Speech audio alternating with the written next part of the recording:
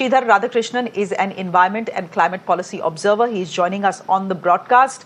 Sridhar Radhakrishnan, we've just put the Gadgil report in front of our viewers to give them a sense and tell them that sabko pata tha that this is coming.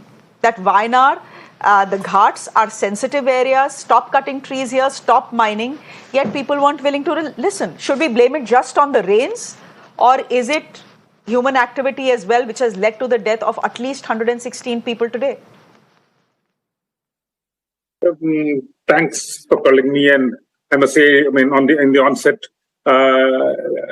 we are in a disaster, handling and management thing. So we should obviously be thinking of that more at this point of time. But let's also use this opportunity to clearly understand where we have gone wrong. And you have rightly pointed it out. In 2011, when a government, some responsible minister or government thinks of doing something like this, do a Western Ghats ecology expert panel, get one of the best scientists and a panel to actually study this and come up with some formidable findings, which are not actually, which are not things that will throw out people and make them, lose their livelihoods. Everything. It was framed like that by vested interests. But what the report said was a lifeline for the state of Kerala, the lifeline for the whole of the Western Ghats region, and we trashed the report. In fact, we must also be reminded that the Kerala state government, the assembly actually discussed this and trashed it.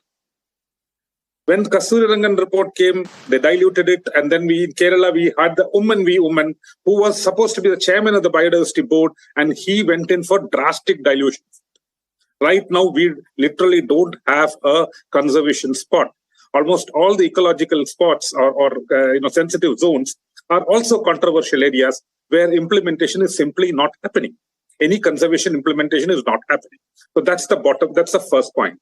My second point is what is happening to these places. See, we understand that the rains have become very intense. The rains more rains are falling in smaller patches of time, and this is and disasters can happen. But then, what are the other things that are happening?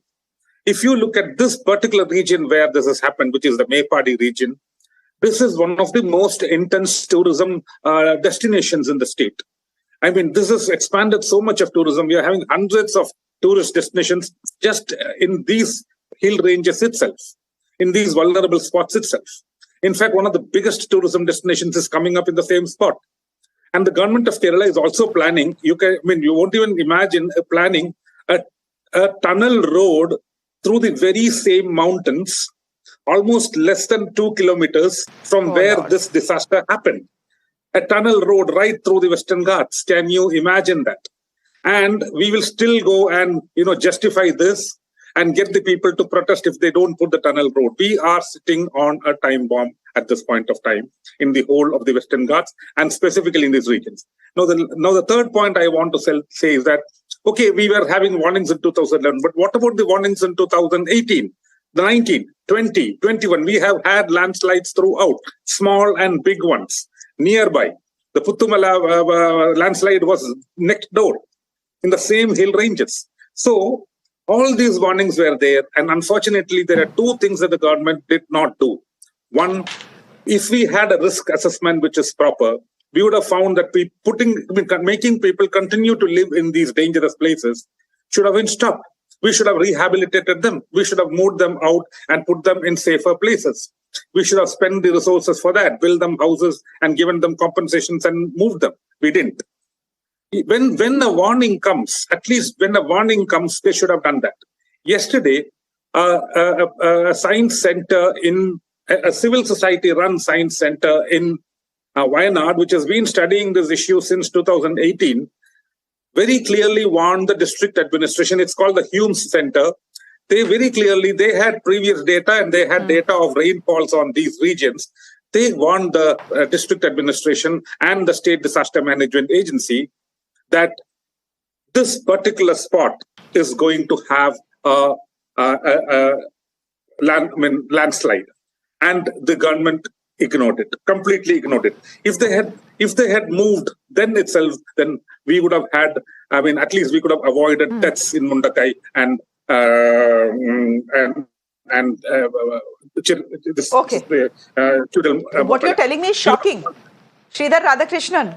What you're telling me is shocking, that 24 hours before these 3 landslides hit, the government had actually been warned that this is going to come, and yet the government turned a deaf ear to this warning, because of which at least 116 people are dead as we speak. Exactly. And this is on, I mean, I'm going on record. This warning was given by a science group called Hume Center in Wayanad. They have been studying this issue. Unfortunately, the government systems, I don't think anywhere in India have a proper, risk assessment systems, nor a landslide warning system anywhere established. And what did this group do? They only looked at the total precipitation and how the land is going to be affected with so much of water, picked up the vulnerable spots and told them not just this place, they've also warned about 4 or 5 other different places in Wayanad where this can happen in the next coming days. At least we should have stopped the deaths. I hope.